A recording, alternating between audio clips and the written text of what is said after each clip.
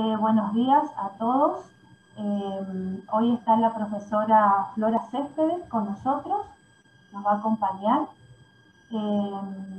Como siempre, si quieren, pueden ir escribiendo las dudas que tengan en el chat, así que al final las podemos leer. Hoy vamos a dar la unidad 4 y corresponde a las soluciones diluidas. Profe, disculpe antes que empiece. Tengo una compañera que está en sala de espera, me dijo. Bueno, Gracias. de nada. Flora, ¿estás por ahí? Sí, sí, ya entro a mirarles. Estaba haciendo un chat porque hay algunos de ellos que hay como ruido porque están con el micrófono prendido. Entonces, si yo los silencio, es como que después yo les tengo que habilitar. Entonces les pedía Bien. que se silencien los micrófonos. Estaba López Esteche y otros más. Sí, Pero ya entro a mirar la sala. y también les voy a pedir disculpas, chicos, porque, bueno, yo estoy desde mi casa y tengo albañiles que están acá arriba en el techo trabajando, así que si escuchan algún Eh, golpe, algún ruido, disculpen. Analía, acá lo hiciste con anfitriona Cosme Gorosito, no a mí. Ah, no te puedo creer. Sí, si le En puedes serio, porque sacar, le... Sí. porque quise ver la sala de espera y no podía. Ahí está, Ahí está, me equivoqué cuando... Ahí está. ahí está, ahí está, ahí ¿Podés? está. Sí, ahora sí. Ahora sí ya los Bueno, metí. en la unidad de hoy de soluciones diluidas vamos a ver los siguientes contenidos. El proceso de difusión a través de membranas, la ósmosis, concepto de presión osmótica, leyes que rigen la ósmosis, como la de Pfeffer, acá falta una que es la de De Brie, ley de Van Hoff, las formas de determinar la ósmosis o medir, que son los osmómetros, cómo lo podemos determinar matemáticamente a través del descenso crioscópico, el concepto de ósmosis inversa, los fenómenos osmóticos que se dan en las células vegetales y turgencia.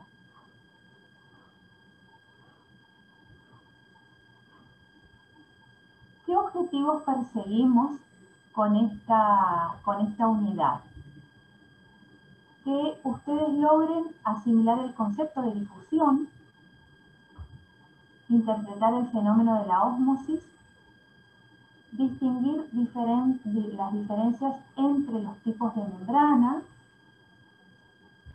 diferenciar los aspectos biológicos de la ósmosis y la presión osmótica, calcular la presión osmótica de una solución, determinar experimentalmente la presión osmótica del contenido celular de un tejido vegetal, que eso sería la parte del laboratorio,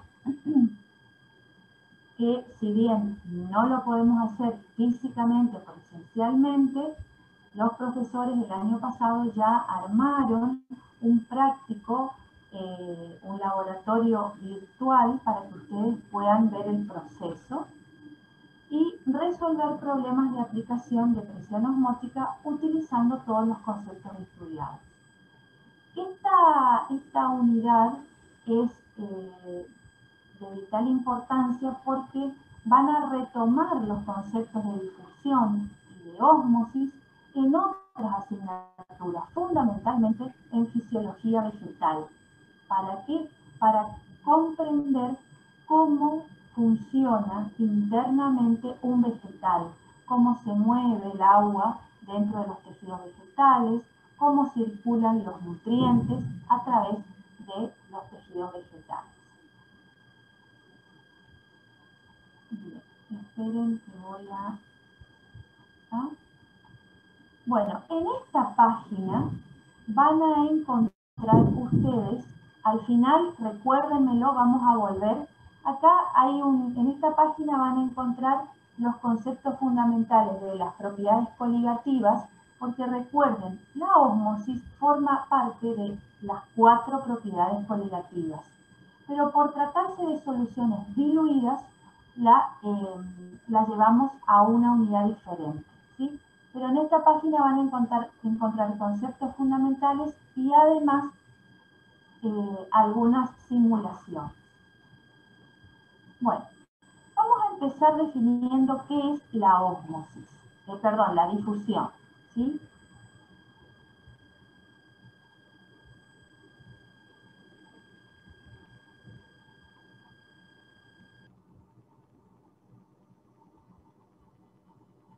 Ya vuelvo.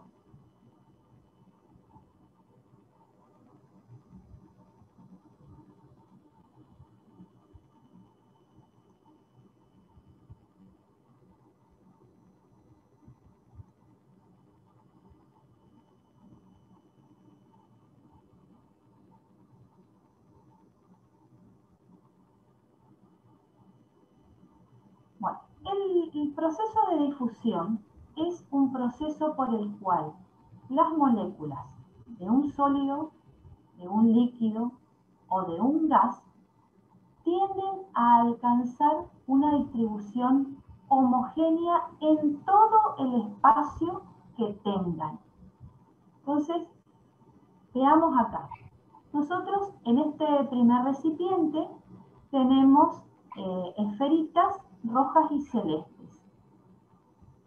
Están separadas, las rojas están en la parte superior, las celestes están ocupando más del 50% del recipiente, ¿sí? Cuando comienza el proceso de difusión, no importa si son partículas o moléculas sólidas, líquidas o gaseosas, ¿cuál es la tendencia? Que las rojas se distribuyan, y las celestes, en todo el recipiente, que alcancen una distribución homogénea. Para hacerlo más gráfico, imaginemos un recipiente con un líquido y le tiramos unas gotas de un colorante, ¿sí? Esto lo pueden hacer ustedes en sus casas, ¿sí? Ese colorante, esa tinta va a alcanzar, sin que ustedes muevan o agiten el recipiente, esa tinta o esa sustancia coloreada va a distribuirse homogéneamente en todo el espacio que le es posible. Ese es el fenómeno de difusión. Bien, la difusión va a tener una velocidad, ¿sí? Entonces, imaginemos que si queremos saber cuál es la velocidad a la que ocurre la difusión, podemos analizar una sola molécula. Esa molécula o esa partícula va a tener un recorrido errático, ¿sí? Va a chocar contra las paredes del recipiente que lo contiene, va a chocar con otras moléculas, ¿sí? Y podemos establecer que la velocidad de esa partícula o de esa molécula es inversamente proporcional a la raíz cuadrada de sus masas moleculares o de su masa, ¿sí? Ahora vamos a ver la diferencia entre difusión y efusión. La difusión es cuando tenemos dos componentes separados por una membrana o por una barrera, ¿sí? Cuando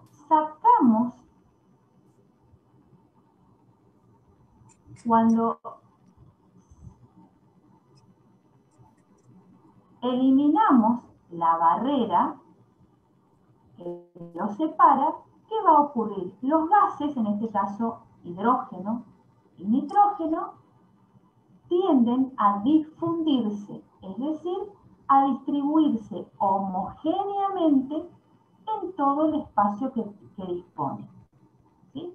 Bien, entonces vamos a tener una mezcla de gases. ¿Qué es la efusión? La efusión es cuando tenemos una mezcla de gases con un tabique, pero a ese tabique en algún momento se le ocasiona una apertura, hay un orificio. Entonces la efusión es el flujo de partículas de gas a través de orificios pequeños o de poros pequeños, ¿sí? Difundir es cuando no tienen ningún impedimento, ninguna barrera, ni siquiera una membrana porosa. Entonces, las moléculas se mueven y se distribuyen homogéneamente. En la efusión es cuando las partículas del gas pasan de una zona donde están mezcladas a otra a través de orificios o poros estrechos. La efusión también está regida por la misma fórmula, ¿sí? Y se llama ley de Graham. La ley de Graham entonces dice que la velocidad de fusión de las moléculas gaseosas a través de un orificio pequeño es inversamente proporcional a la raíz cuadrada de sus masas molares, ¿sí? Vale decir entonces que esa velocidad va a ser menor en la medida en que sean gases de mayor masa molecular. Esta velocidad de fusión nos va a dar el número de moléculas por unidad de volumen que van a pasar de un recipiente a otro a través de un orificio pequeño. Bien, ¿qué dice la ley de difusión de Fick? La ley de Fick es una ley cuantitativa que describe diversos casos o ejemplos de difusión de materia o energía en un medio en el que inicialmente no existe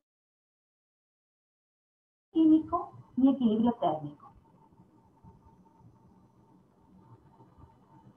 Esta ley habla también de la velocidad de difusión y dice que depende de un gradiente de concentración de la sustancia y de un coeficiente que se denomina coeficiente de difusión D. Este coeficiente es inversamente proporcional a la densidad de los materiales, directamente proporcional a la temperatura e inversamente proporcional al tamaño molecular. Es decir, que para moléculas pequeñas será inversamente proporcional a la masa y cuando se trata de moléculas grandes será inversamente proporcional al radio de la molécula.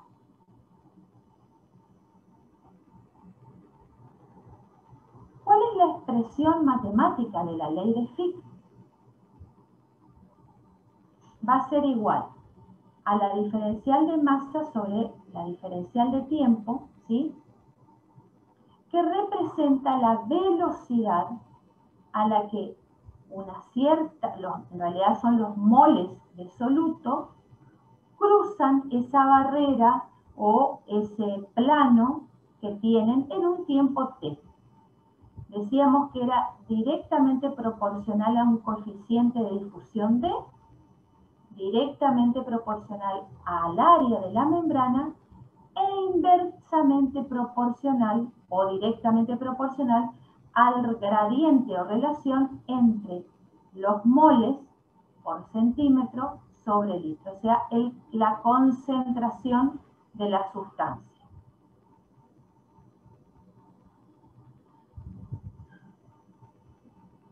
Como estamos hablando de difusión, ¿sí? Y las moléculas tienen movimientos que se llaman movimientos brownianos porque son al azar, erráticos. En ese movimiento y en ese recorrido chocan contra las paredes del recipiente y también contra las moléculas, ¿sí? Si hay una diferencia de concentración, habrá difusión. Entonces, la difusión o el flujo de difusión siempre va a estar dado desde una zona de mayor concentración de moléculas a otra de menor concentración de moléculas. Bien, acá tienen una tabla con diferentes coeficientes de difusión, según sean gases, por ejemplo, dióxido de carbono en aire o hidrógeno en oxígeno. También difusiones en agua, iones cloruro en agua, sulfato en agua. Fíjense cómo va aumentando el coeficiente de difusión según se trate de moléculas de gases en otro gas o moléculas, ¿sí?, de iones en agua o sólidos en agua. En este caso, acá tenemos sólidos en otro sólido, plata en plata, oro en oro, carbono en hierro, etc. ¿Sí? Simplemente para que vean las diferencias de cómo el coeficiente de difusión disminuye. ¿Por qué?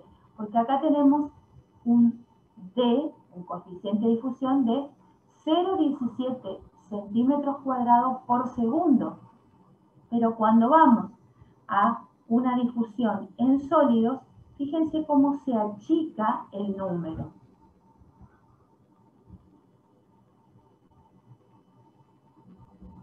La difusión también está regida por la ley de Graham, que decía la ley de Graham que la velocidad de difusión de un gas es inversamente proporcional a la raíz cuadrada de su densidad.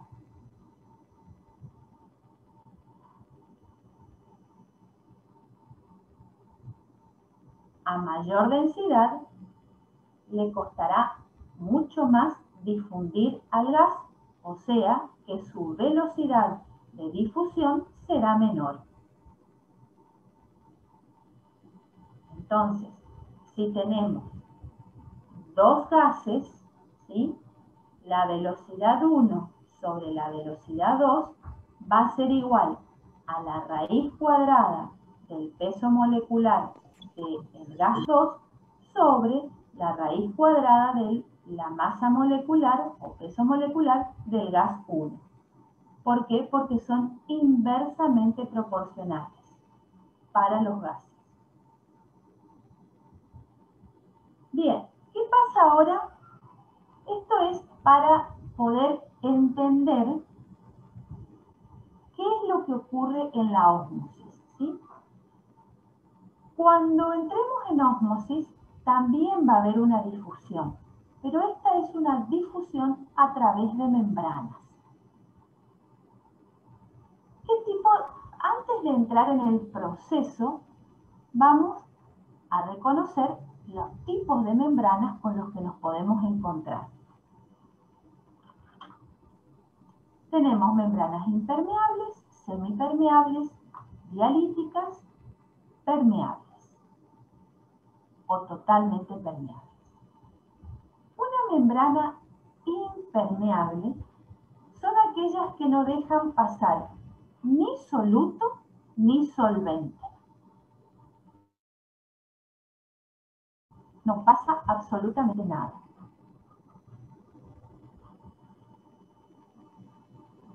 Una membrana semipermeable es aquella que permite solamente pasar solvente como agua, pero no permiten el pasaje de solutos verdaderos o de coloides. Por ejemplo, si quieren ir anotando, las membranas de pergamino, las membranas de colodión, membranas de ferrocianuro cúprico Y justamente este tipo de membrana es el que nos permite estudiar el fenómeno de la ósmosis. Luego tenemos las membranas dialíticas. Son membranas permeables al agua y a los solutos verdaderos, pero no a los solutos coloidales. Pueden ser el celofán, el endotelio capilar. Este tipo de membranas es el que se utiliza cuando las personas tienen problemas renales y le tienen que hacer diálisis. Se llaman membranas dialíticas, ¿sí? ¿Por qué? Porque en ese proceso de diálisis renal, lo que ocurre es la difusión de cristaloides, o sea, sustancias que al evaporarse dejan residuos cristalinos.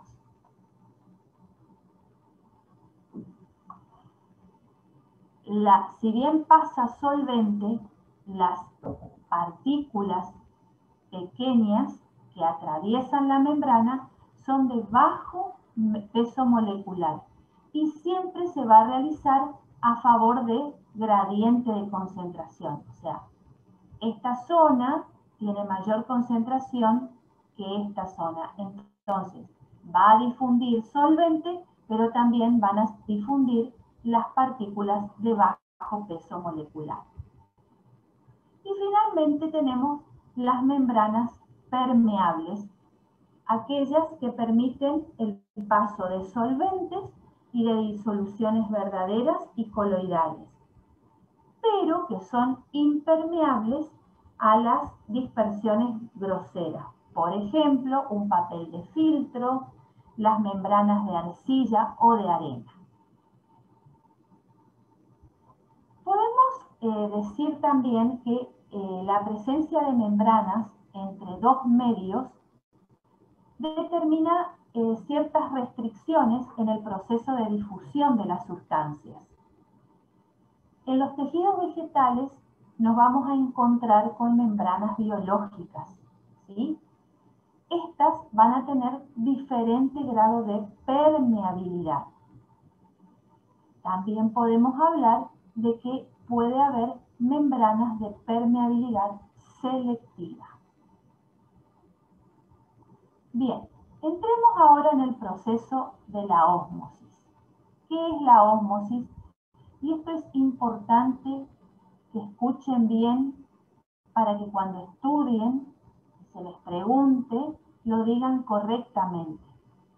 La ósmosis es un proceso o un fenómeno que está íntimamente relacionado a las propiedades coligativas de las soluciones y se lo define como el pasaje de solvente de una solución más diluida a una más concentrada a través de una membrana semipermeable.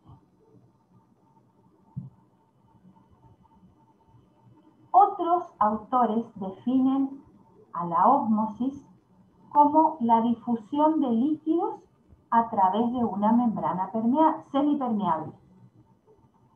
Es el disolvente el que pasa a través de esa membrana o atraviesa la membrana, pasando de la más diluida a la más concentrada. Entonces, pregunto, ¿cuál es la solución más concentrada en este primer esquema? La hipertónica. Exacto. ¿Dónde hay mayor concentración de soluto? En el lado izquierdo. Hablo de mi izquierdo, no sé si ustedes lo ven, pero este es el más concentrado, ¿sí? Y este es el más diluido. Los puntitos rojos nos indican qué cosa, los solutos, ¿sí? Eso no pasa a través de la membrana. Lo que está pintado de celeste es el solvente, en este caso el agua. Como hay mayor cantidad de agua o de solvente de este lado, el proceso de ósmosis tiene este sentido. Avancemos. El solvente fluye de la zona de mayor presión de vapor a la zona de menor presión de vapor. ¿Y por qué acá habría, si el recipiente está cerrado, separado por una membrana semipermeable, con una solución de concentración A y una solución de concentración B, ¿por qué decimos que el solvente se mueve o fluye de una zona de mayor presión de vapor a una zona de menor presión de vapor?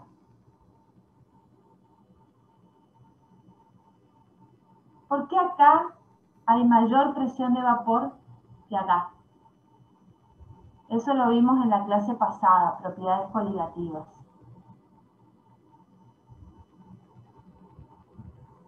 Porque acuérdense que acá tenemos más solvente que soluto, entonces siempre la presión de vapor del solvente al estado puro será mayor que la presión de vapor del solvente mezclado con un soluto disuelto. ¿Se acuerdan de esto? La presión en A es igual a la fracción molar del componente A por la presión al estado puro. O lo que es lo mismo, esta fracción molar A es igual a 1 menos la fracción molar de B y va a ser igual a la presión de vapor del solvente en la solución A. Bien, veamos ahora, la ósmosis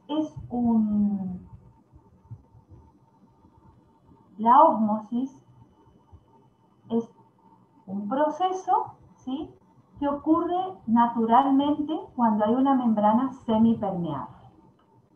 Ahora bien, acá también aparece el concepto de presión osmótica, que se simboliza con la letra pi, ¿sí? La presión osmótica se la define como la presión justa y necesaria que debo suministrar para impedir el proceso de ósmosis, ¿sí? Entonces, tenemos un tubo con soluciones de glucosa o sacarosa de diferente concentración separados por una membrana semipermeable o de permeabilidad selectiva. Naturalmente, el agua se va a mover de la zona, por ósmosis, ¿no? Se va a mover de la zona más diluida a la zona más concentrada. Esto ocurre naturalmente por una diferencia en las presiones de vapor.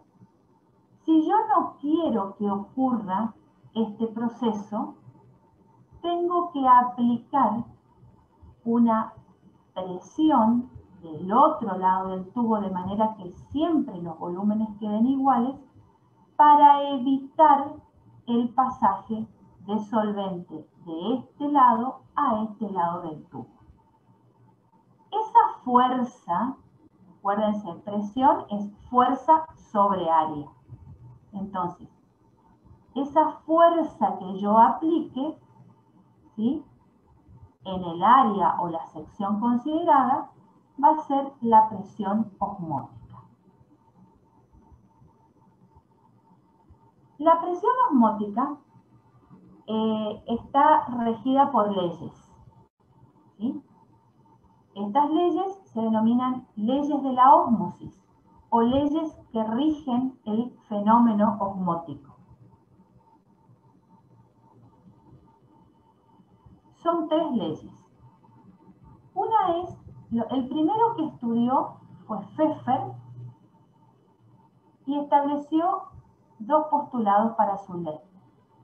A temperatura constante, la presión osmótica es directamente proporcional a la concentración del soluto disuelto. Y el segundo postulado es que a concentración constante, la presión osmótica es directamente proporcional a la temperatura.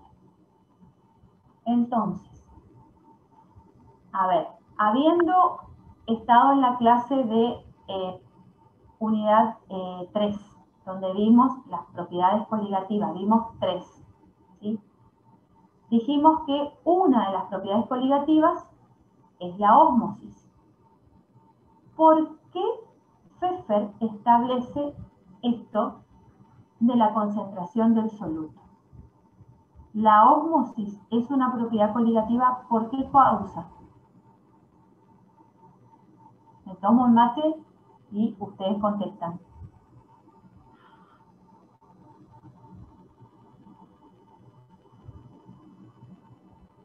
¿Se durmieron todos?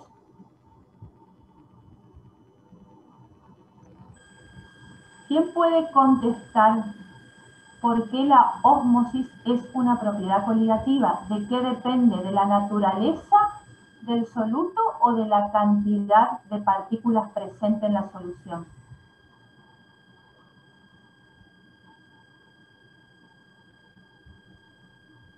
De la cantidad de partículas. De la cantidad de partículas presentes en la solución. Exactamente.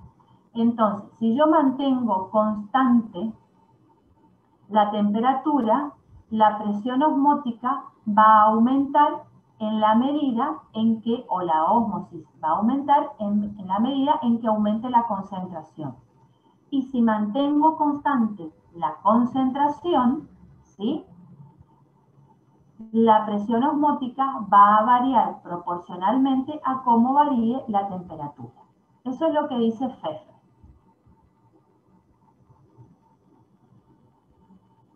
Esta sería la gráfica. Entonces, si tengo presión osmótica medida en atmósferas, ordenadas en función de la concentración molar de la sustancia, es directamente proporcional y nos va a dar una recta. De Brie siguió estudiando, retoma los conceptos de Pfeffer, ¿sí? Y él dice que la presión osmótica es igual a una constante C, ¿sí? Y consideraba de que, como se trata de soluciones muy diluidas, donde el soluto está en muy baja concentración respecto del solvente, tenía esa solución un comportamiento similar a un gas disuelto. Entonces aplica las leyes de los gases y dice que la presión osmótica pi es igual a una constante C por el número de moles de soluto sobre el volumen ocupado por T, que es la temperatura absoluta. Este número de moles sobre volumen es la molaridad de la solución y la constante C no la pudo establecer, pero decía que había una constante. Van Hoff, unos años después, sigue estudiando y dice, si esa constante, primero, si el soluto tiene el comportamiento similar a un gas, entonces esa constante puede ser la constante de los gases. Podemos aplicar la constante de los gases, que era R. ¿Recuerda la constante de los gases? ¿Qué valores tiene R? A ver, vamos. En condiciones normales, presión y temperatura sería 0,082 atmósfera por litro sobre moles por Kelvin.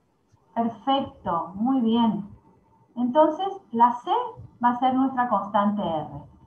¿Cómo va a quedar la expresión anterior?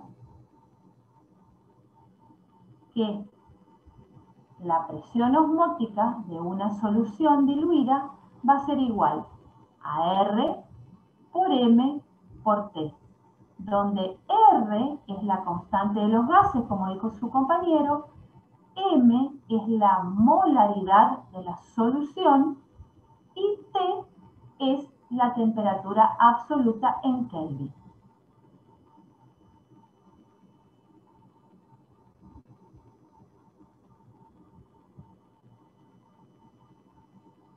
Podemos decir entonces, como resumen, que para una disolución dada, la presión osmótica es proporcional a la temperatura absoluta.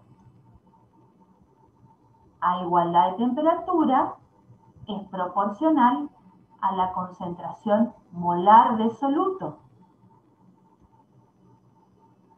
Y que la presión osmótica es independiente de la naturaleza del soluto y del solvente y solo depende de la cantidad o concentración de partículas del soluto. Entonces, pregunta de examen, ¿cuáles son los postulados, ¿sí?, de la ósmosis? ¿O cuáles son los requisitos para que haya ósmosis? Esto. Bueno, pero ¿preguntas hasta acá? Chicos. No, profe. Bien. Esperen que quiero ver si no me olvidé de algo. ¿Qué son los osmómetros? Los osmómetros son instrumentos que se idearon para medir la ósmosis de diferentes soluciones o determinarla, ¿sí? Algunos permiten determinarla directamente y otros indirectamente. Uno fue el osmómetro de Pfeffer, ¿sí? ¿En qué consiste el osmómetro de Pfeffer? ¿Sí? Él lo que hizo fue un recipiente con un disolvente puro, ¿sí? Le introdujo otro recipiente cuyas paredes eran paredes porosas que estaban, o sea, vendría a ser la membrana semipermeable que estaba constituida por ferrocianuro cúprico. Dentro de este recipiente con capa porosa puso una solución cuya presión osmótica quería determinar, ¿sí?, conectado a un manómetro de mercurio, ¿sí? Entonces, cuando armó todo el sistema, ¿qué iba a ocurrir? Como esta capa era porosa o semipermeable al solvente, pero no al soluto que estaba acá adentro, el solvente empieza a difundir, ¿sí?, a pasar. La solución empieza a aumentar su volumen, ¿sí? Y este volumen, al aumentar su volumen, va también a haber un aumento en la presión de vapor y este aumento esta columna va a empujar al mercurio y este manómetro, si el mercurio estaba acá, va a empezar a subir hasta que se equilibran las presiones, ¿sí? En ese momento, con ese manómetro de mercurio, ¿sí?, que estaba calibrado o en atmósferas. Por ahí parece que Martina también Bueno, todo lo que les dije está acá, ¿sí? Determinaba la presión osmótica de esta solución. Esa es una forma. Otro osmómetro es el osmómetro de Dutrocher, que es mucho más sensible, más sencillo, perdón, que el de Pfeffer, ¿sí? Y en este osmómetro lo que se hace es utilizar el principio de Pascal, que ustedes ya lo conocen. Entonces, ¿qué hizo? Tenía un tubo ensanchado en la base, cerrado con una membrana semipermeable. En el interior de este tubo había una solución de azúcar y agua, sacarosa y agua, y un recipiente con agua. Introducían el tubo ensanchado dentro del recipiente con agua y ocurría la ósmosis, ¿sí? Entonces, ¿qué pasaba? Al pasar el solvente del recipiente donde estaba el solvente puro al tubo ensanchado, esta columna de líquido subía. Lo único que registraban era la altura a la que subía el líquido dentro del tubo, ¿sí? Eso era lo que registraban. Pero, ¿qué otra cosa sabían? Podían saber la densidad de la solución de agua y azúcar y sabiendo la aceleración de la gravedad, aplican el principio de Pascal, ¿sí? En realidad no es el principio de Pascal, sino se aplica el teorema fundamental de la hidrostática, que dice que la presión es igual a la densidad de la solución por la aceleración por la altura de la columna líquida. Y de esa manera se puede calcular la presión osmótica, ¿sí? Este es otro esquema que ustedes van a ver en el práctico también.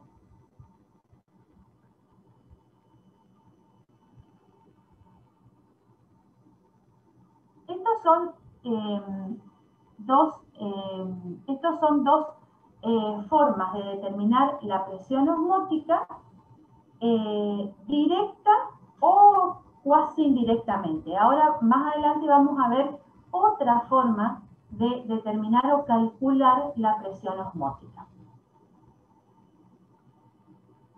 Veamos ahora cuáles son los factores que influyen o afectan a la presión osmótica. Concentración molar, ¿sí? Entonces, va a depender de la cantidad de partículas de soluto, ¿sí? A mayor concentración molar, mayor presión osmótica. De la ionización. ¿Por qué? Porque las sustancias iónicas, o sea, aquellas que tienen la capacidad de separarse en sus iones, ejercen mayor presión osmótica que las sustancias no polares. ¿Por qué? Porque cuando se disocian, producen un mayor número de partículas. Un ejemplo de solución iónica sería una sal, cloruro de sodio. Es una sustancia iónica. En cambio, si yo pongo un alcohol, ¿sí? El alcohol tiene otro tipo de disociación, no se disocia en iones tan pequeños. Entonces, la presión osmótica generada por una solución, en una solución generada por el cloruro de sodio será mayor que la presión osmótica cuando yo tengo un alcohol. La masa molecular. Los compuestos de menor masa molecular ejercen una mayor presión osmótica que los de mayor masa molecular. Pues, ¿por qué? Porque tienen mayor número de partículas. Se dan cuenta que siempre analizamos un factor, pero nos lleva ¿a dónde? Al número de partículas, ¿sí? A mayor masa molecular vamos a tener menor número de partículas y por ende va a ser menor la presión osmótica. y cantidad de solutos. La presión osmótica, ¿sí? Cuando yo tengo varios solutos disueltos en una solución, va a ser el resultado, o sea, nos va a aumentar la presión osmótica. ¿Por qué? Porque cada soluto va a ejercer una presión osmótica. Y finalmente, la temperatura. A mayor temperatura, mayor presión osmótica. ¿Por qué? Porque las partículas adquieren energía cinética y esa energía cinética va a contribuir a aumentar la energía de presión. Estos factores que queden bien claros porque son preguntas de examen. Bueno, ¿qué otra forma de determinar la presión osmótica tenemos? Por descenso crioscópico. ¿Qué es el descenso crioscópico? A ver, ¿quién se acuerda?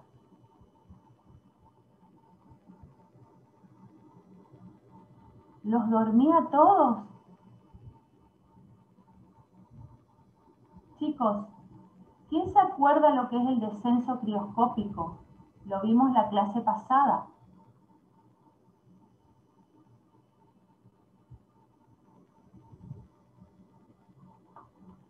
Bueno. Chicos, desactívense su micrófono, entonces no le respondan, te respondieron en el chat, pero es mejor que ustedes se desactiven porque recuerden que la profe cuando está exponiendo, ella no está mirando el chat. Entonces desactívense el micrófono así nomás y lo dicen. Sí, te lo pusieron en el chat. Dice, el Bien. pasaje de líquido a gas sin pasar por sólido puede ser. No. Un alumno. No. El descenso crioscópico es una de las propiedades coligativas. ¿Se acuerdan de solutos disueltos en líquidos? ¿Qué pasaba cuando a un solvente al estado puro le agregábamos una determinada cantidad de soluto no volátil? Disminuía la presión de vapor, aumentaba el punto de ebullición y descendía el punto crioscópico. ¿Sí? Eso lo vimos la clase pasada. Entonces, cuando ¿podemos determinar la presión osmótica por descenso crioscópico? Sí. El descenso crioscópico es la variación en el punto de congelación o punto crioscópico que está dado por una constante molar crioscópica y la molaridad de esa solución. Si la solución está suficientemente diluida y el tamaño de las partículas del soluto B es despreciable frente al tamaño de las partículas del solvente, entonces podemos decir que la variación del punto crioscópico va a ser igual a la constante molar crioscópica por la molaridad de la solución, el número de moles por litro de solución.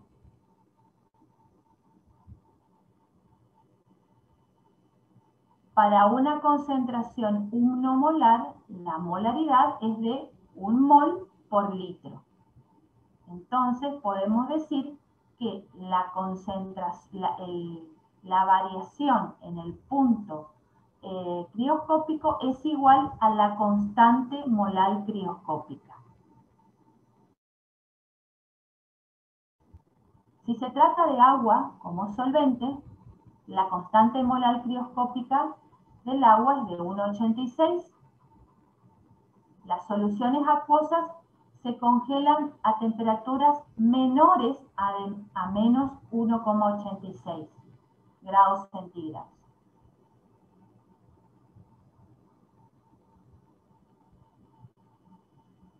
Reemplazamos, ¿sí?, la constante de los gases, la temperatura absoluta, el volumen de la solución y nos va a dar que la presión osmótica es de 22,4 atmósferas. Si nosotros dividimos esa presión osmótica por la variación del punto crioscópico del agua, en este caso su constante molar, nos va a dar que la presión osmótica es tal. Despejamos, obviamente, hacemos pasaje de término y obtenemos la presión osmótica de una solución 1 molar. Bien, esto es lo que ustedes van a trabajar en los prácticos con los profesores, ¿sí? de calcular la presión osmótica de una solución a partir del descenso crioscópico. Aquí yo se los hice para una concentración 1 molar, pero yo puedo tener una concentración 0,5 molar, puedo tener una concentración 1,2 molar, etc.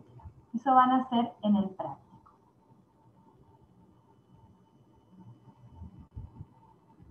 ¿Qué pasa cuando hay variación en la temperatura? ¿Sí? En ese caso, la presión osmótica va a ser igual a la presión osmótica original por el producto de 1 más la diferencia, o sea, este alfa me representa la inversa de la temperatura absoluta, multiplicado por la temperatura en grados Celsius.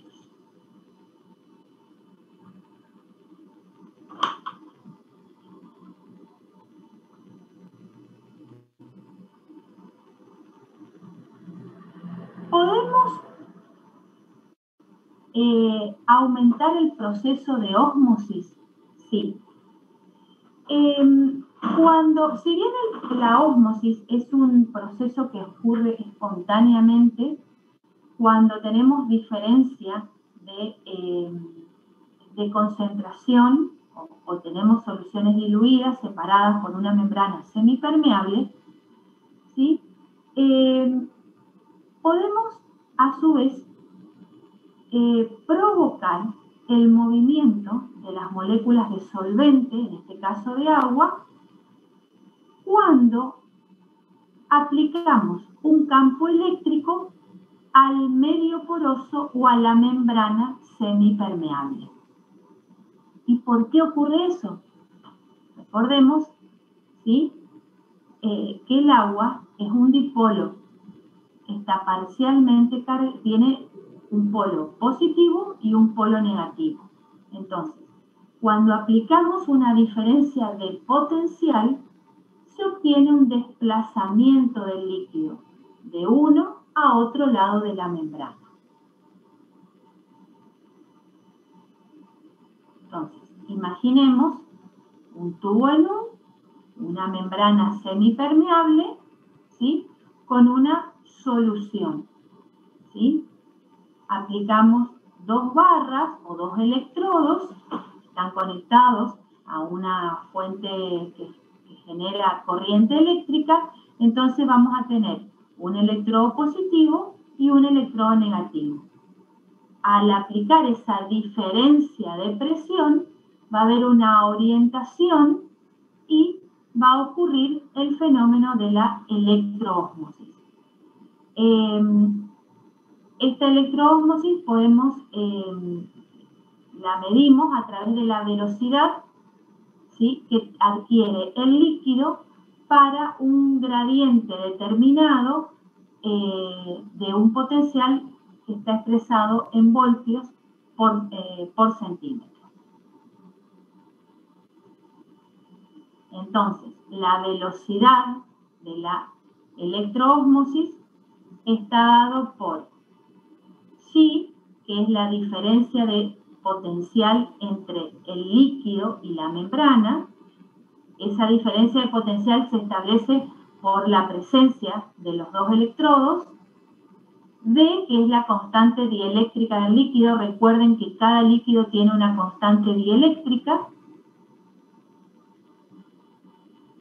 y eta es el coeficiente de viscosidad del líquido. Entonces vamos a necesitar conocer la viscosidad del líquido o de la solución cuya electroósmosis estamos realizando. Otro proceso, la ósmosis inversa. ¿Quién se anima a decir lo que se les ocurra? ¿Qué puede ser la ósmosis inversa? A ver, alguno que active su micrófono. Que se trataría de una sustancia que en vez de ir de un punto de mayor presión a otro de menor presión, iría al revés. De mayor presión de vapor estás diciendo vos. Sí, presión de vapor, sí. O de mayor concentración de solvente a menor concentración de solvente. Exacto. Algunas veces el desplazamiento del agua a través de la membrana se va a realizar en sentido opuesto al que está previsto según las leyes de la ósmosis, ¿sí? Entonces, a este fenómeno se lo denomina ósmosis inversa, o también llamado, algunos libros pueden encontrar ósmosis negativa, ¿está? Entonces, si encuentran en los libros ósmosis inversa u ósmosis negativa, es lo mismo. Esto suele ocurrir por fenómenos eléctricos que aparecen en las entre la membrana electrizada y las soluciones diluidas del electrolito alrededor de esa membrana. Una aplicación de la ósmosis inversa, ¿sí?, es cuando queremos desalinizar el agua de mar, ¿sí?, para poder hacerla potable, ¿sí?, o consumible. Entonces hay que aplicar una presión opuesta para vencer a la presión osmótica. Y como decía su compañero, el proceso sea a la inversa.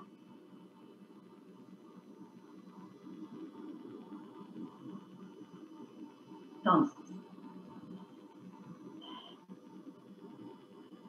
naturalmente, la ósmosis se da de una solución con más concentración de solvente a una de menor concentración de solvente, ¿sí? ¿Hasta cuándo? Hasta que se logre el equilibrio. ¿Cuándo se logra el equilibrio? Cuando no pasa más, ¿sí?, de solvente de una solución más diluida a otra más concentrada. Esto es lo que se denomina la presión osmótica en este punto.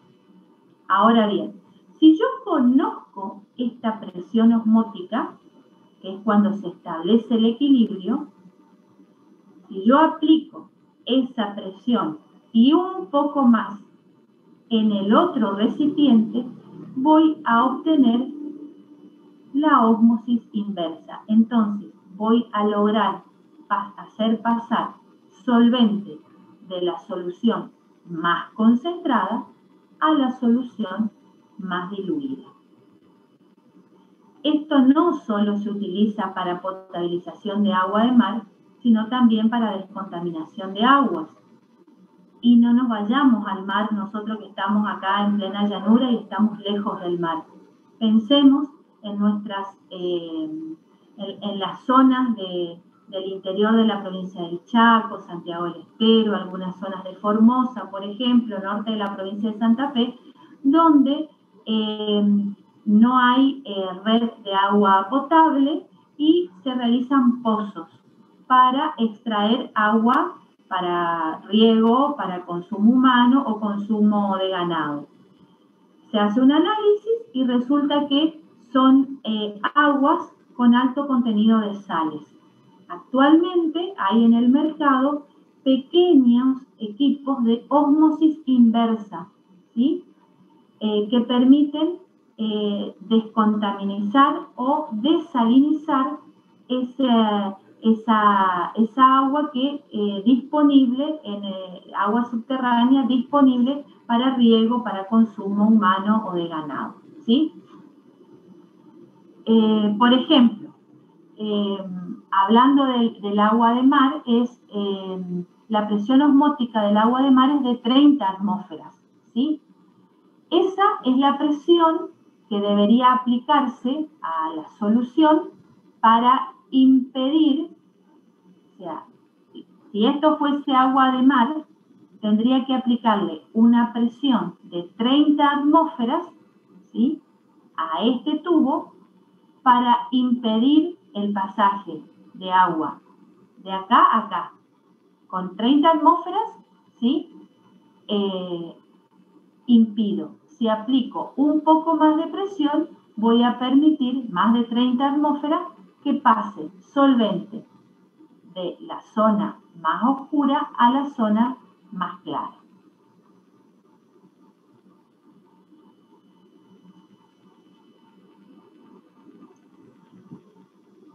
Bien, ¿qué fenómenos ocurren en las células vegetales?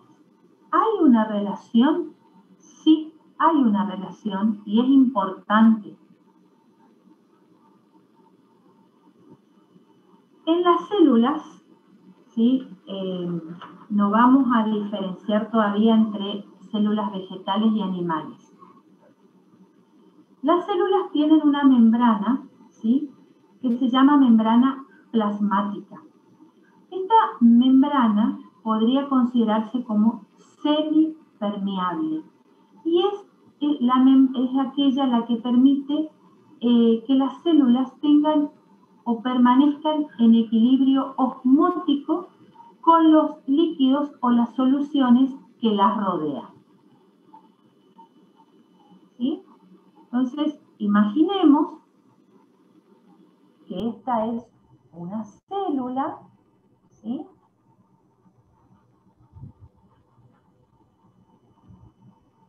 Esta célula tiene una membrana que lo rodea, pero a su vez está rodeada por soluciones X. Como esta célula tiene esa membrana permeable, plasmática, que se la considera permeable, ¿cómo me doy cuenta que es permeable o semipermeable, perdón? Porque la célula comienza a hincharse, ¿sí? Entonces se va a llenar de agua. Se va a llenar de agua hasta un cierto punto en el que esa célula puede romperse, ¿sí? Esta membrana permeable o semipermeable es la que permite establecer un equilibrio osmótico. Ustedes en el práctico van a ver, Flora, cómo lo tienen organizado el práctico de... ellos ven las fotos de lo que ocurre con las células. Este año vamos a subir ya el video, o sea, de todo el proceso. Y lo otro que les estaba por decir era, por ahí le podés, que esto no, ellos no lo vuelven a ver. Y esta propiedad que vos le decís de que la membrana plasmática de la célula funciona como membrana semipermeable, es lo que hoy en día, cuando ellos van seguramente a alguna, bueno, ahora no hay tantas salidas de campo y demás, pero generalmente cuando hay algunas empresas de productos agroquímicos que aprovechan esa propiedad justamente de la membrana, esta de la ósmosis, de la membrana semiplasmática de las células, que lo que hace es para hacer control de renovales. Como está calculado de que más o menos la planta, una vez que se hace el corte en cualquier tallo que ellos encuentran, tronco, tocón que ya hayan cortado y empieza el crecimiento, más o menos dice que los árboles, o sea, los renovales o las arbustivas en general, tardan más o menos 15 minutos en cicatrizar. Entonces, ellos tienen esos 15 minutos entre que cortan para aprovechar esta propiedad de osmosis, de que la membrana plasmática funcione justamente como una membrana semipermeable para hacer el control de renovales. Y vieron que es lo que mejor funciona esta propiedad, aprovecharla es lo que mejor funciona en esos 15 minutos para un buen control y aprovechamiento del producto, digamos.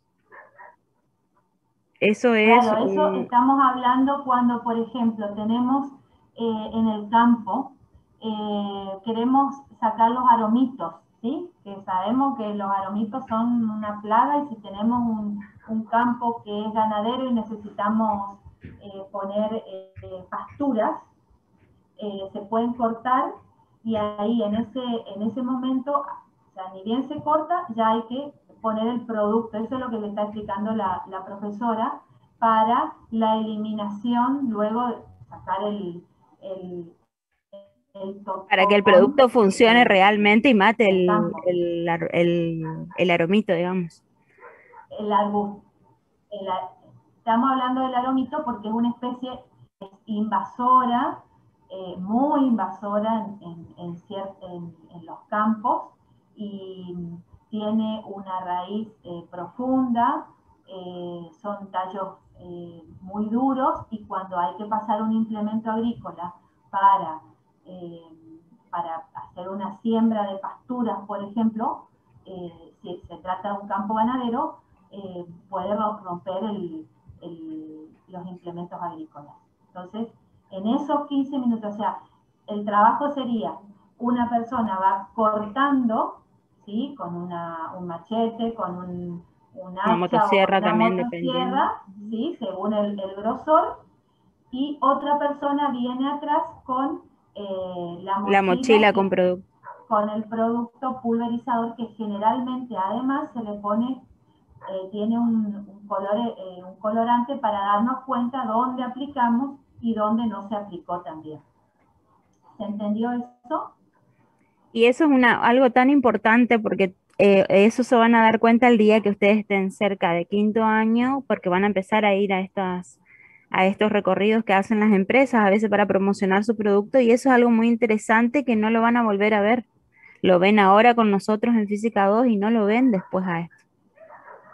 Por eso es tan importante que ellos aprovechen este tipo de temas en nuestra materia, ¿no? No es por promocionar solamente nuestra materia, sino que no lo vuelven a ver. Les digo porque yo pasé por todas las materias y lo ves desde otro punto de vista, no así como el tema de ósmosis. Así es. Bueno, avanzamos. Entonces,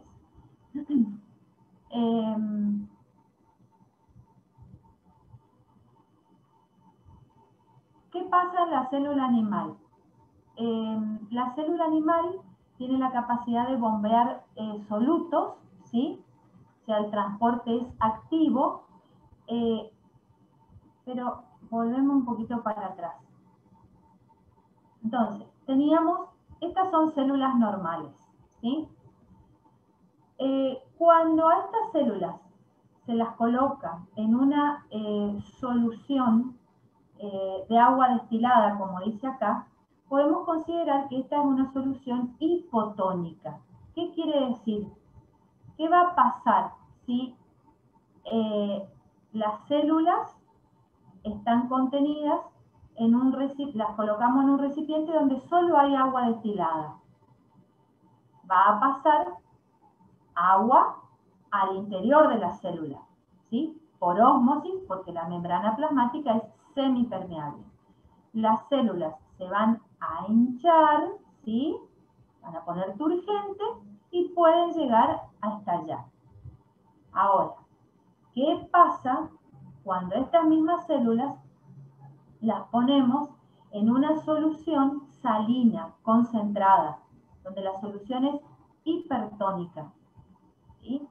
Acuérdense, el cloruro de sodio es una solución iónica, se disocia en sus iones cloruro, era uno de los factores que aumentaba la ósmosis. ¿Qué va a pasar?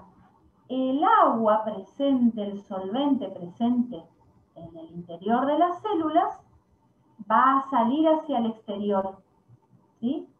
Las células se van a encoger, van a arrugarse y pueden romperse también esa membrana plasmática. ¿Está? Entonces,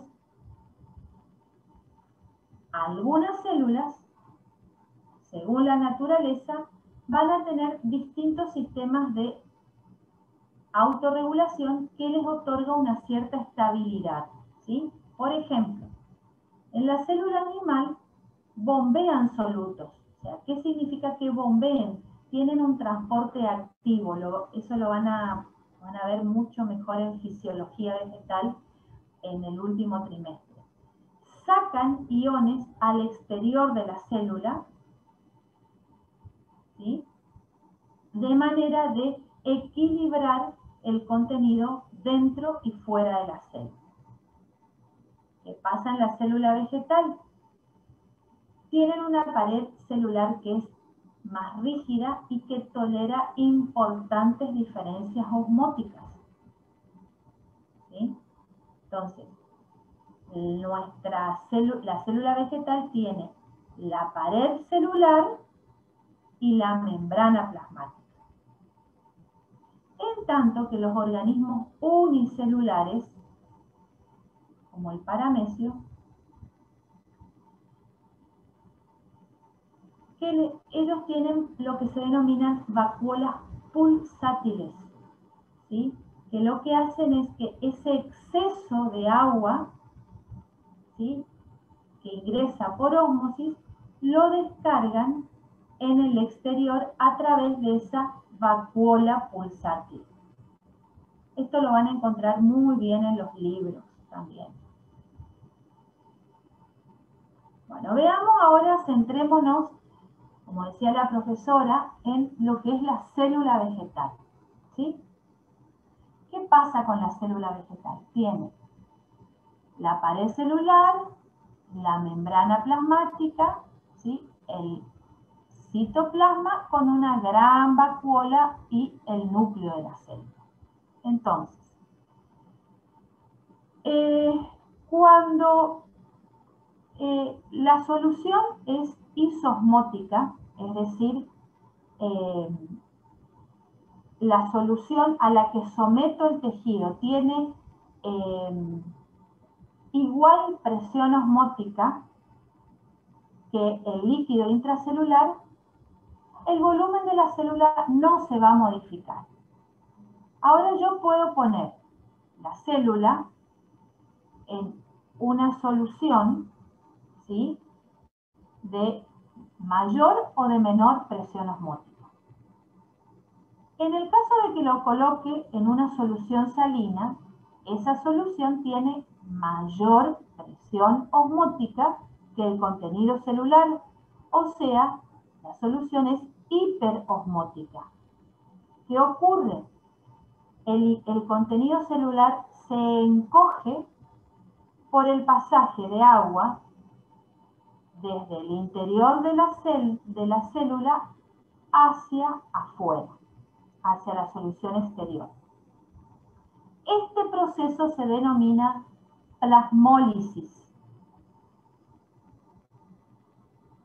Ahora, si yo coloco la célula en una solución, ¿sí?, que tiene más solvente que el contenido celular,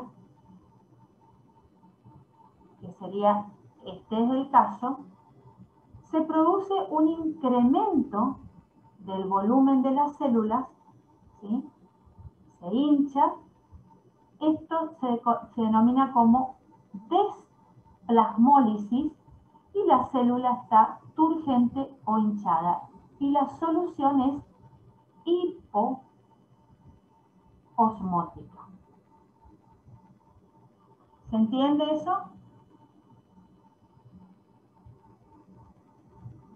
Acá lo vemos, ¿sí? Cuando hay equilibrio entre el medio externo y el contenido celular, se considera que el medio es isotónico o isoosmótico. La presión osmótica dentro y fuera es la misma. Cuando la célula está en turgencia o hinchada, ingresa agua o solvente a la célula y se considera que los medios son hiposmótico o hipotónico. Quiere decir que la presión osmótica es mayor en la célula que en el medio externo. Cuando la célula tiene plasmólisis, se plasmoliza, ¿sí?, el contenido celular se achica, En ese caso, ¿sí? Las soluciones son hipertónicas o hiperosmóticas. Es decir, que la solución externa tiene mayor presión osmótica que la solución interna y sale agua de las células. Flora, si querés agregar algo, adelante. No, o sea, creería que quedó claro. ¿Quedó De claro? última que los chicos pregunten cualquier cosa. Bien. Bueno, y ahora vamos a entrar rápidamente, ¿sí? Estoy viendo la hora. ¿Qué hora es, Flora? ¿Estamos en horario? 9:26, Analía, estamos perfectos. Sí, Un comentario que por ahí, bueno, no sé, ayer cuando estábamos en mesa de examen, por ahí, es bueno para que los chicos también se expresen con ejemplos, porque nos pasó el caso de una alumna que rendía y le pedíamos que exprese como, por ejemplo, si le estuviera hablando a un productor y no a un técnico o a un colega. Y bueno, y por ahí costaba y por ahí era más fácil explicarlo así con las propias palabras para luego acordarse a la hora de que ellos estudian, digamos. exacto, sí, exacto. No hay que tener miedo, o sea, eh, a veces nos vamos a enfrentar en la vida laboral eh, con que decimos, bueno, pero son palabras muy elevadas para el productor. También tengamos en cuenta que los productores de hoy en día están muy informados, ¿sí? Entonces, la digitalización, la globalización de la información hace que todos tengamos acceso, ¿sí? Porque quien más, quien menos tiene un celular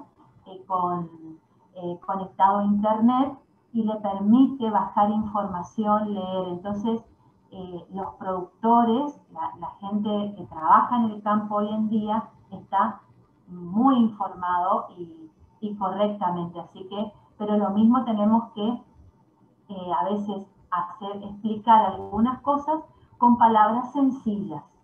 Eso es lo que le quería decir la profesora. Bien, todo esto confluye, la ósmosis, los fenómenos osmóticos que se dan en las células, con un concepto que se llama potencial hídrico, que nosotros lo vamos a ver rápidamente porque ustedes lo van a profundizar en fisiología vegetal. Y se llama potencial hídrico total.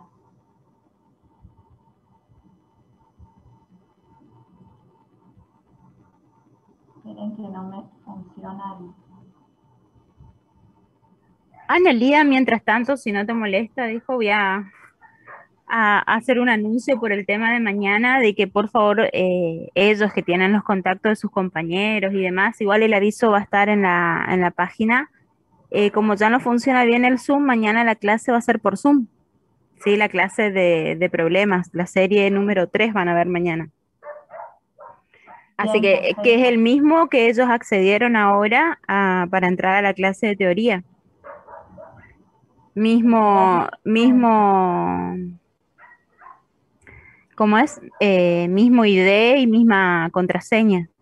Entonces, por favor, va a estar el anuncio en el aula virtual.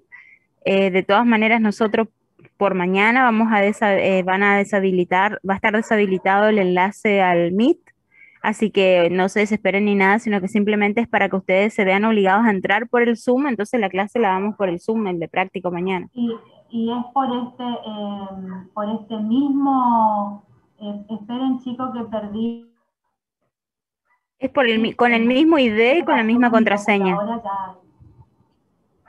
Sí, es el mismo ID y la misma contraseña, tanto para las clases de teoría como para las clases prácticas, ¿sí?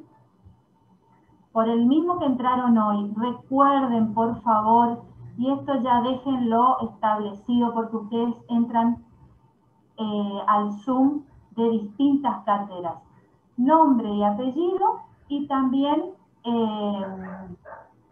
su número de documento. Entonces los profesores estamos tranquilos de que son alumnos realmente. Siempre hay uno o dos profesores que están acompañando al profesor que está dando la clase, y de esa manera también vamos chequeando las listas de que sean realmente alumnos y no otras personas, como ha ocurrido. Bueno, espérenme un ratito porque se me desconfiguró me tengo que ir a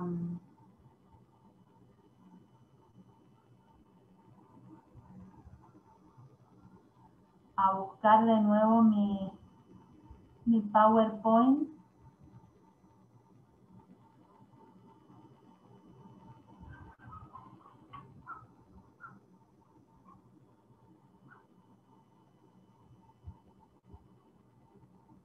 Y tengo que acelerar un poquito porque tengo que entrar a una mesa de examen en breve. Bien.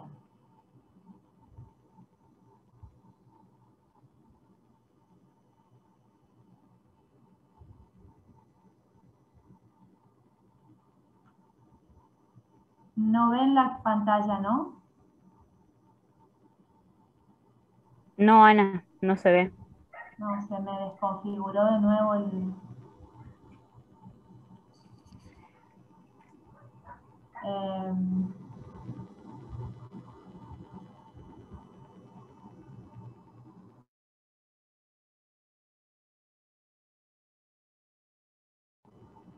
¿se ve ahí?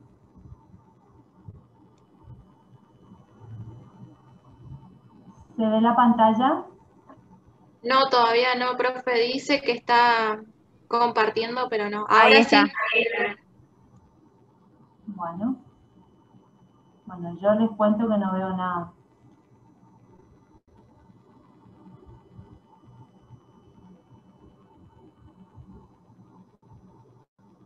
¿Ustedes ven? No, profe, ahora no. Ahora quedó todo en gris, Ana.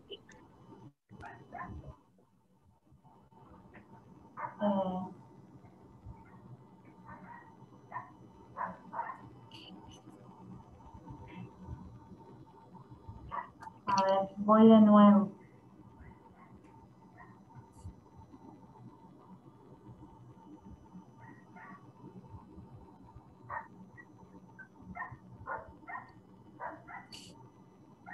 Ahí nuevamente te dice que empezaste la función de compartir pantalla. Ahí apareció el Power, pero no está en el modo presentación, sino que ahí.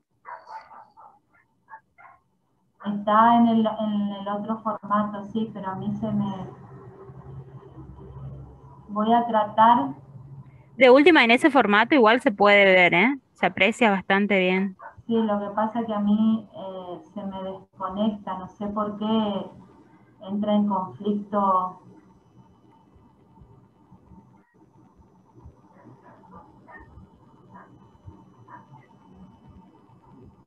Bueno, a mí se me corta el...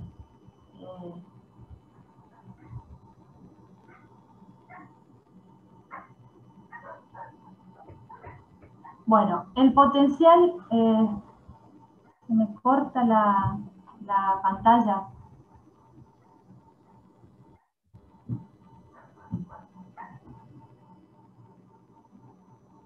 ¿Me están escuchando? Sí, se te escucha bien, Ana. ¿Y qué se ve? Se ve como si estuvieras con el PowerPoint directamente, se ve en grande la diapositiva principal y las otras al costadito se ven chiquitas. Bien. Bueno, vamos rápido porque si no, no llego para el examen que tengo que abrir a las 10 de la mañana.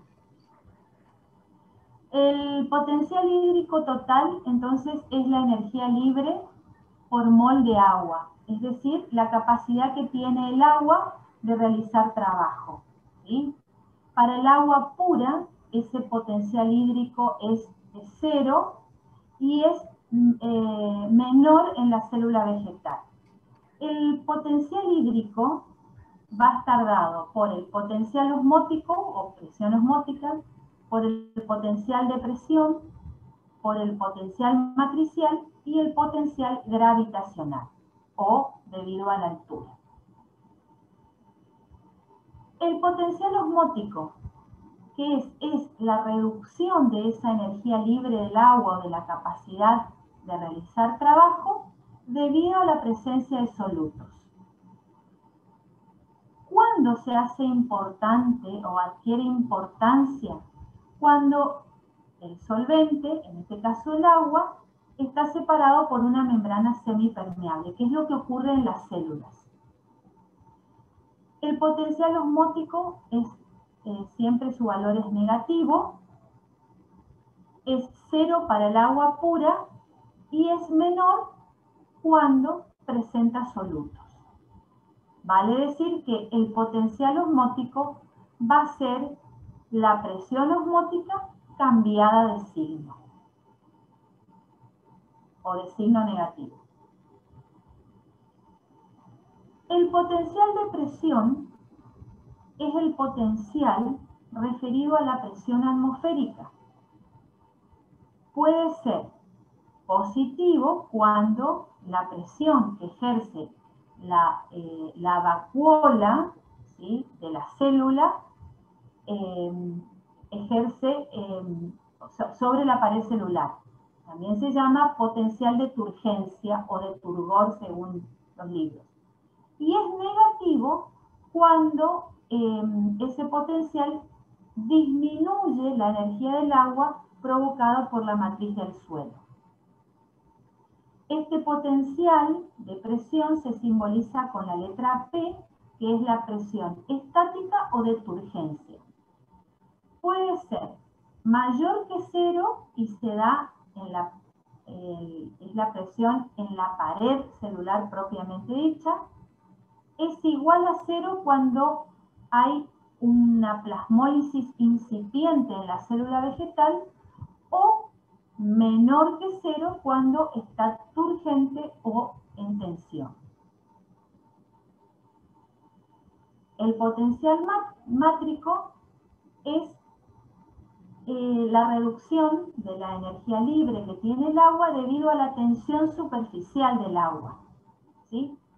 Recordemos que en el suelo, en la matriz del suelo, existen poros. Esos poros están llenos de agua o de aire, ¿sí? En cuanto disminuye la energía libre del agua debido a la tensión superficial, va a estar dado por el radio de los poros. A mayor radio, ¿sí?, mayor será el potencial mátrico y se mide con los tensiómetros. Generalmente es mayor que 0 el potencial mátrico. Y finalmente el potencial gravitacional o debido a la altura, que es el trabajo que se debe realizar o que deben realizar las células vegetales para trasladar una determinada cantidad de agua respecto a un nivel que tomamos como referencia. Y ahí vuelve a aparecer esta expresión matemática que ustedes ya la vieron, ¿sí?, donde el potencial gravitacional va a estar dado por el peso específico del agua, por la aceleración de la gravedad y por la altura que alcanza. Generalmente es mayor que 0 y para el caso del agua pura es de 0,01 megapascales. Entonces, ¿qué pasa cuando estamos trabajando a niveles celulares? ¿Sí? El potencial hídrico en el agua pura es de 0 megapascales. En la planta, con células en condiciones normales, el potencial hídrico va de 0 a menos 1 megapascales. Cuando la planta está sometida a un estrés hídrico, o sea que hay una falta de agua en el suelo y en la atmósfera, el potencial hídrico varía entre menos 1 y menos 2 megapascales y ya la planta en severas condiciones de estrés hídrico, con mucho tiempo de baja humedad atmosférica y sin humedad en el suelo, los valores son menores a menos 2 megapascales. Recordemos que siempre el movimiento del agua, ¿sí?, va a ser de zonas de mayor potencial hídrico a zonas de menor potencial hídrico. Por ejemplo, si tenemos dos recipientes, ¿sí?, uno que tiene un potencial hídrico de menos 0,1 megapascal y otro, están conectados con menos 0,2 megapascales, el flujo de agua va a ser de la zona de menos 0,1 a menos 0,2. De mayor potencial hídrico a menor potencial hídrico. En el caso de que las dos soluciones tengan el mismo potencial hídrico, ¿sí?, se va a establecer un equilibrio, ¿sí?, y no va a existir un movimiento entre ambos recipientes.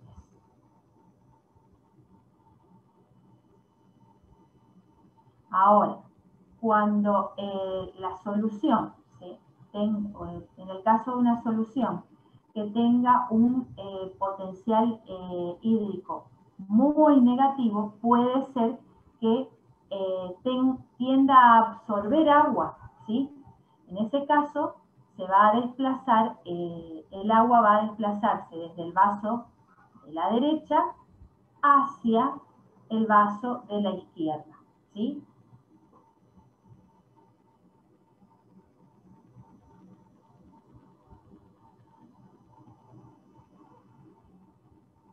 ¿Para qué todo esto? Para entender rápidamente, pero el potencial hídrico va a ser tema de varias clases en fisiología vegetal cuando cursen. Ahí van a desglosar cada uno de los potenciales y los van a analizar en cada una de las partes del cultivo. O sea, imaginemos, esto es un sistema. No vamos a estudiar la planta aislada del suelo y de la atmósfera, ¿sí? Entonces, siempre hablamos de un sistema suelo, planta, atmósfera.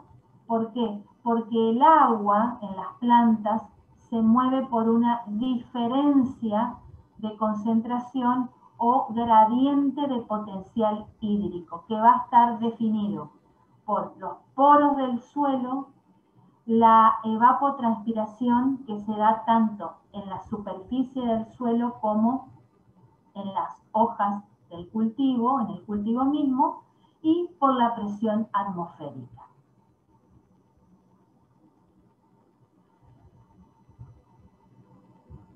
Fíjense, un pecíolo, ¿sí?, ya cursaron botánica, así que ya saben lo que es un pecíolo, tiene un potencial hídrico de menos 0,8 megapascales, ¿sí? A medida que el tallo tiene diferente altura, o sea, un tallo con de 2,25 metros, el potencial hídrico es de menos 0,50. Un tallo a menor altura, su potencial hídrico baja. Fíjense cómo baja, cómo a medida que nos acercamos a la raíz en la zona de absorción de agua, el potencial hídrico es menor.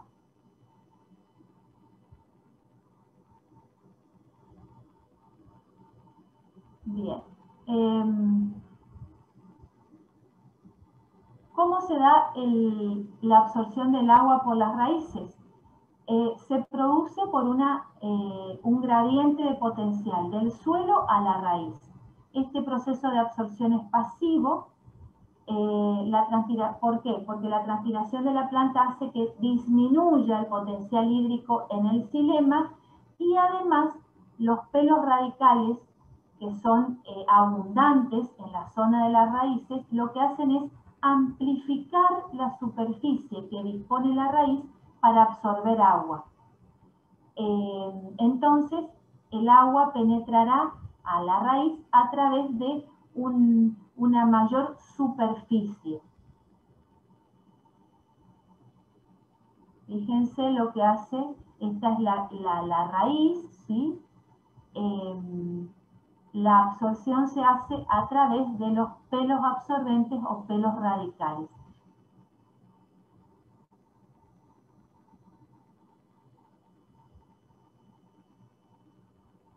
Y por último, recordemos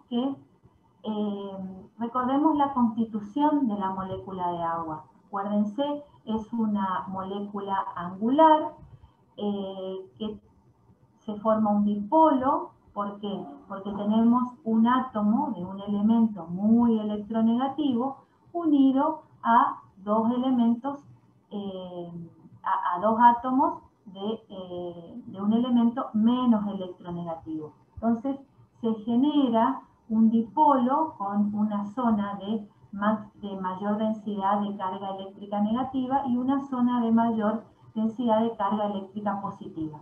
Pero además, ¿esto qué hace?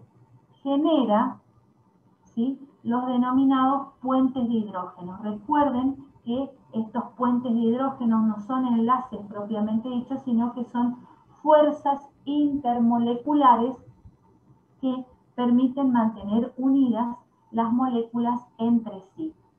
Estos enlaces puentes de hidrógeno son fuertes, ¿sí? Y a veces eso hace de que cueste romper o disminuir en la fuerza y que el agua pueda ingresar en las raíces. Esto está relacionado también a las disoluciones iónicas. ¿Por qué? Porque si nosotros tenemos una solución iónica, ejemplo concreto, una solución de cloruro de sodio, es una solución iónica, los iones se separan entre sí, pero además, debido a que el agua es un dipolo, los iones se van a rodear de moléculas de agua en un proceso que se denomina solvatación de iones, y eso va a veces también a impedir el ingreso de agua en las raíces, en las raíces.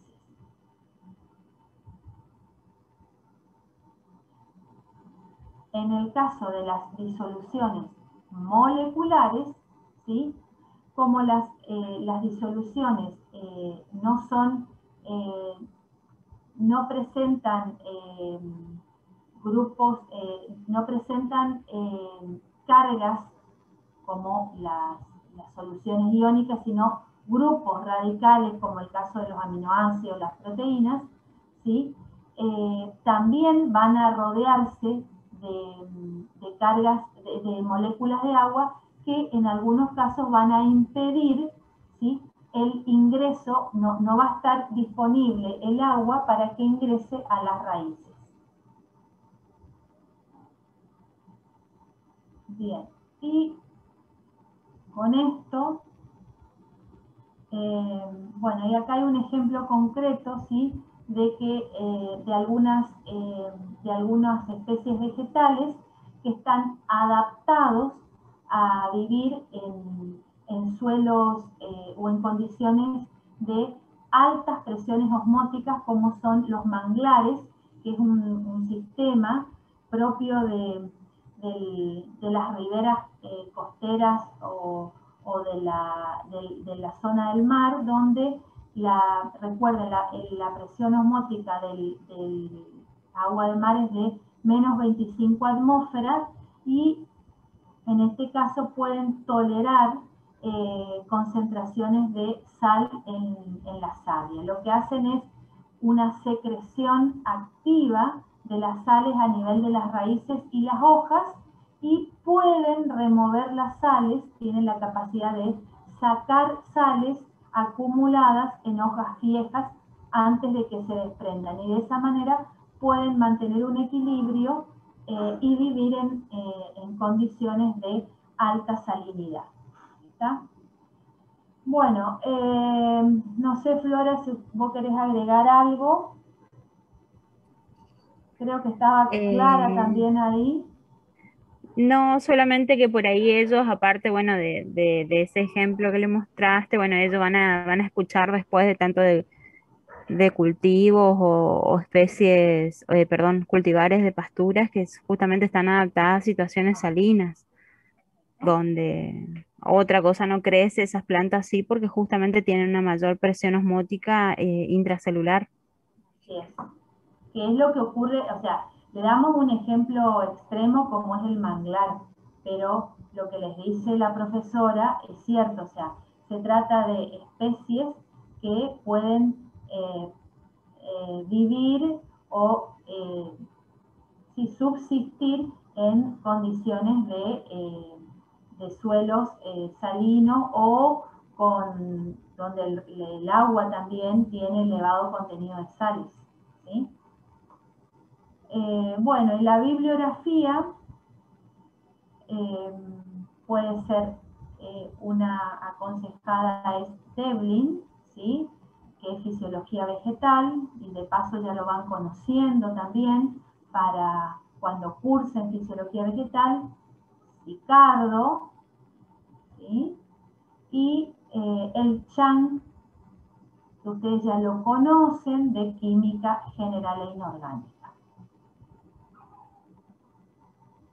No sé si hay, yo dejo de compartir, no sé si hay alguna pregunta, pero creo que cumplimos con la unidad 4, pudimos terminar a tiempo, y la semana próxima el profesor Aldo va a dar la clase de sistemas coloidales, que es la unidad 5, y luego vamos a hacer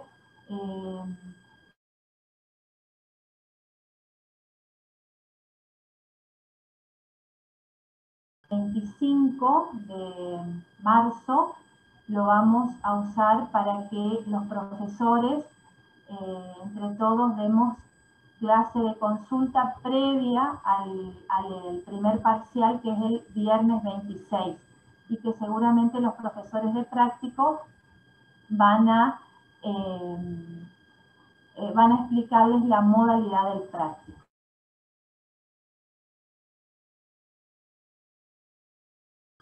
No tengo acá a mano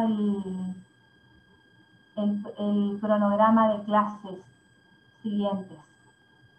Creo que estaba clara por ahí también. Sí, o sea, nosotros ahora damos serie 3 y la semana que viene estaríamos dando la serie 4.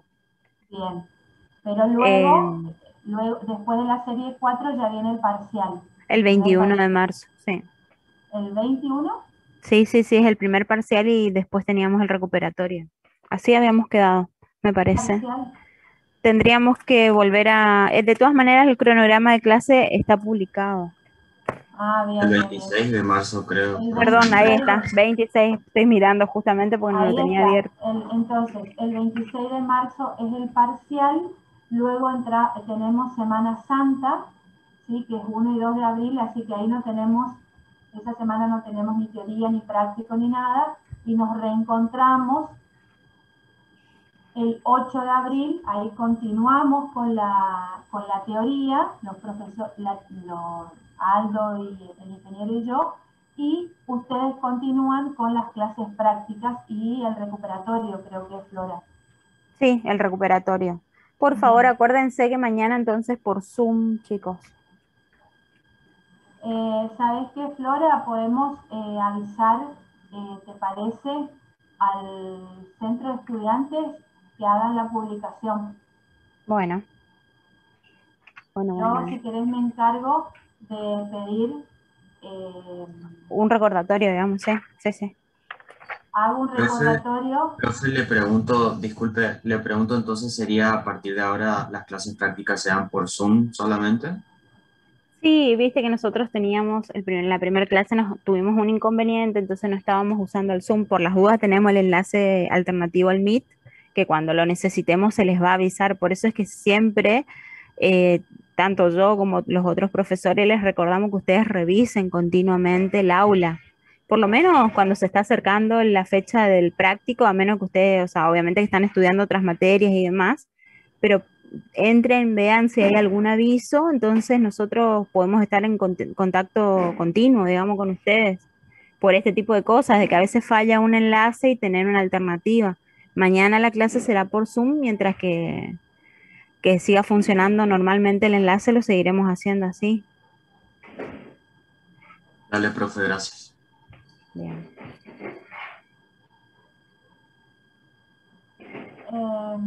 Bien, bueno chicos, si no hay más preguntas. Ahí en el chat preguntaron cuándo van a subir las clases de teoría. Esta que acabo de grabar la voy a subir ahora, Bueno, ni ¿vos bien la podamos. grabaste en la nube? Sí, sí, sí. O sea, cuando le diste grabar en la nube, no en tu computadora.